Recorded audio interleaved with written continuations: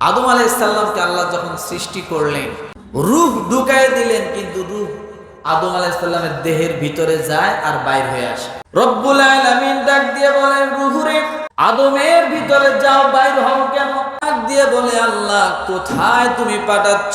মাটির একটা খোলসের ভিতরে, এটার ভিতরে আমি যত যাই শুধু অন্ধকার অন্ধকার অন্ধকার, আমি দেখতে পাই, আমি ভিতরে থাকতে পারি না। তিনবার যখন রূহটা আদমের ভিতরে দেওয়া হলো, বারবার বাইর হয়ে চলে আসে।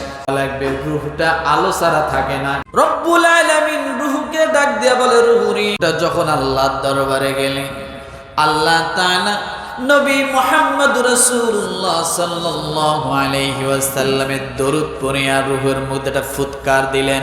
দেওয়ার সঙ্গে সঙ্গে আল্লাহ বললেন, এবার যাও।